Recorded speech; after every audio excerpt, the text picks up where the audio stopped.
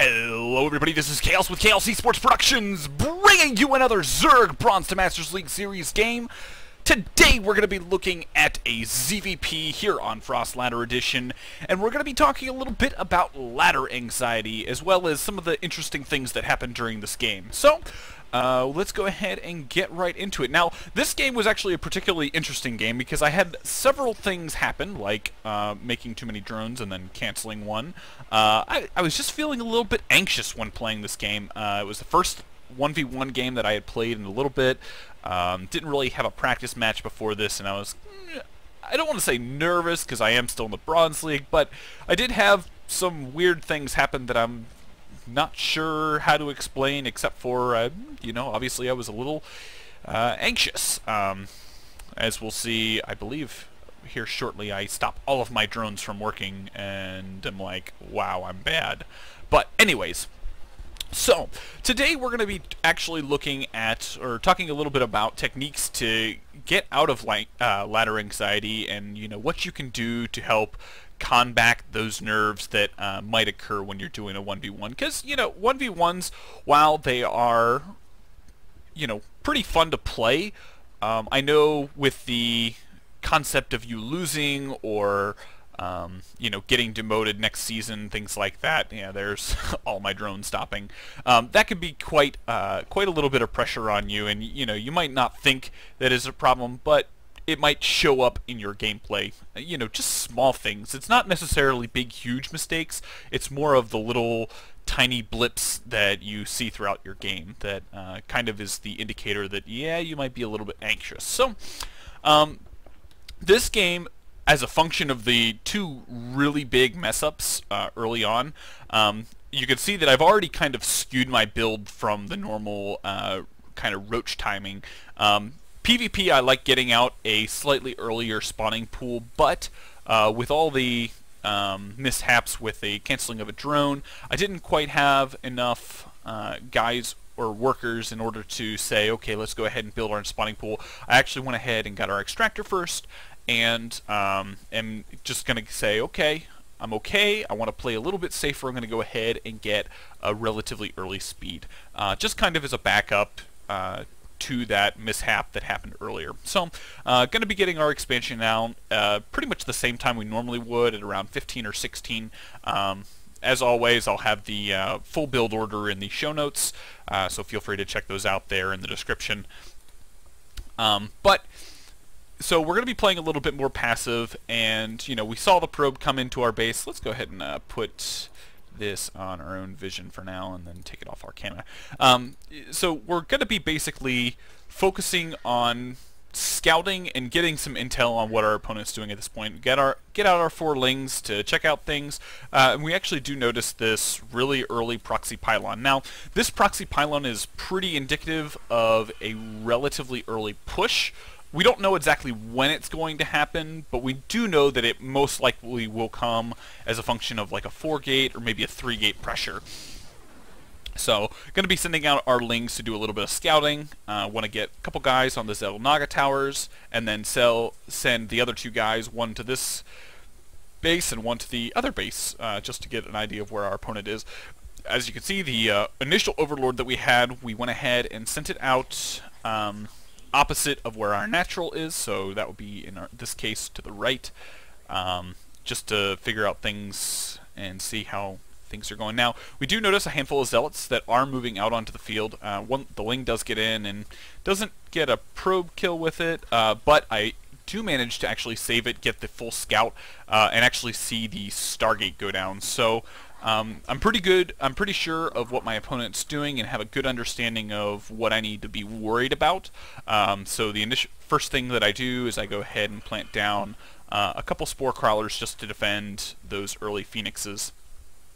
And basically I'm going to be doing everything to the book, going to be getting out our... I only get 3 queens out this game, kind of interesting. Usually I try and get 4 out, but does look like I went for 3.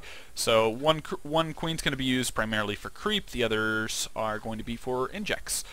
And then also the 4th queen would have been nice to have in the main to do a little bit of creep around the main and defend off any of those Phoenix that come in here. So Zealots are kind of coming in. Now this is actually kind of an interesting move. I really haven't seen a whole lot of, you know, just a handful of Zealots coming across the map. I mean, it's a relatively decent time where I'm not going to have units out. If I was going for roaches, I'm not going to be getting out, you know, obviously I'm going to be not focusing on speedlings, so I'm going to have slow Zerglings. So this little putsch actually does give me a run for my money, and basically the only thing that I need to focus on here is not losing either of these queens. The queens are very, very useful early game, and if you know, you lose one of them, you lose the ability to get your creep out fast enough, and you know, basically just lose your overall map presence, you know, going to your opponent's base. So the couple lings are going to sit here and focus on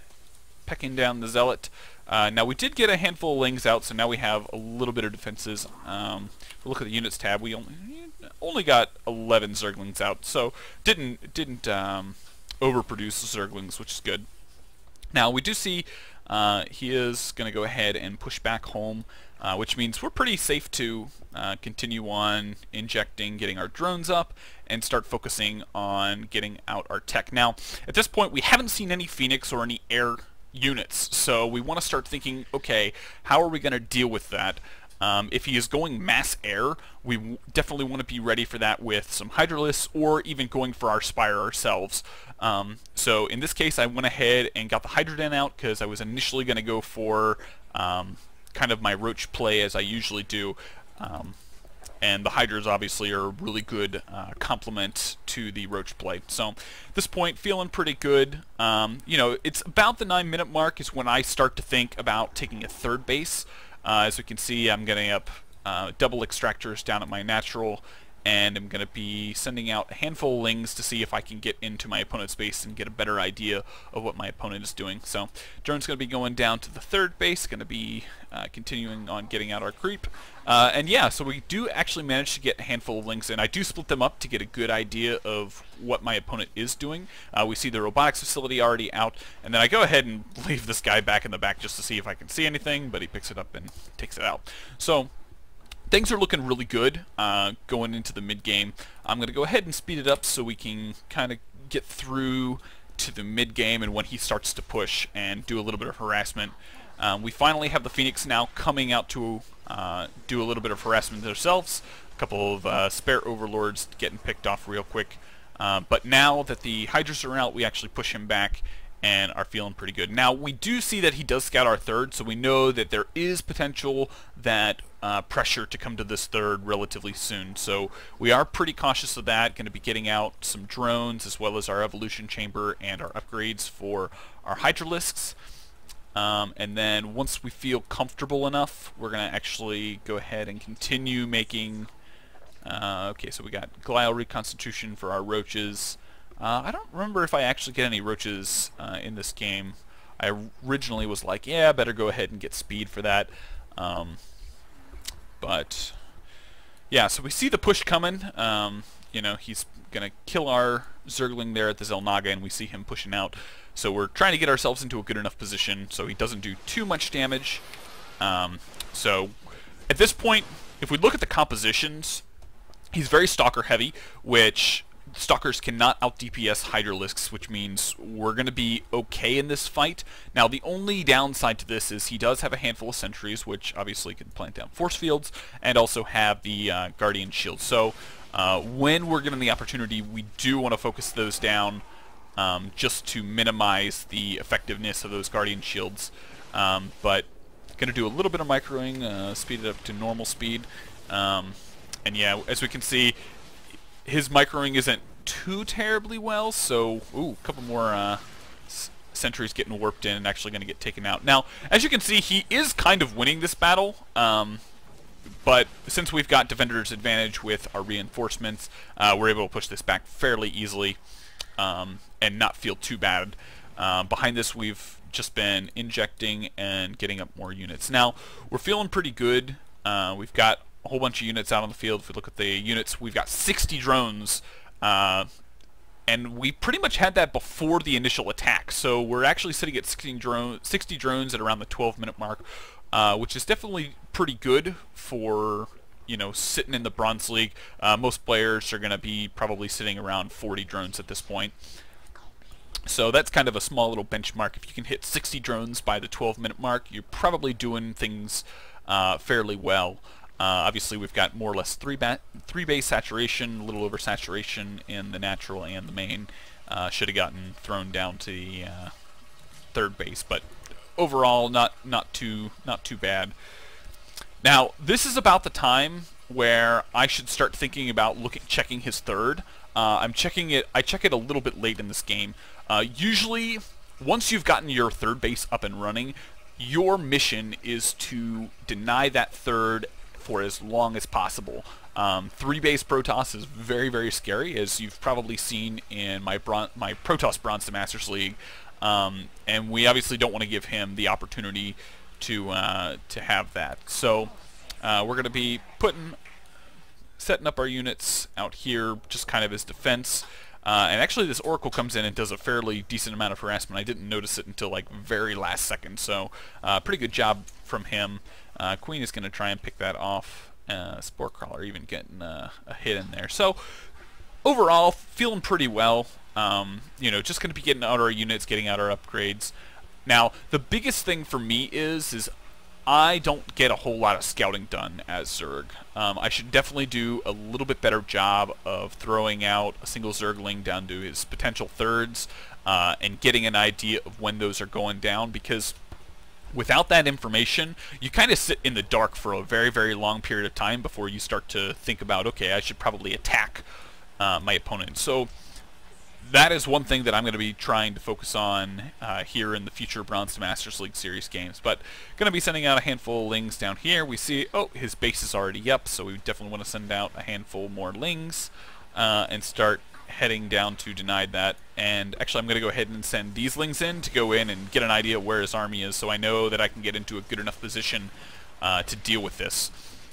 So we see him backing up his units, and basically, once we see the Colossus, we're going to go in and try and focus them down as quickly as possible, because the Colossus is basically what's going to be able to do the most amount of damage, you know, against my army composition.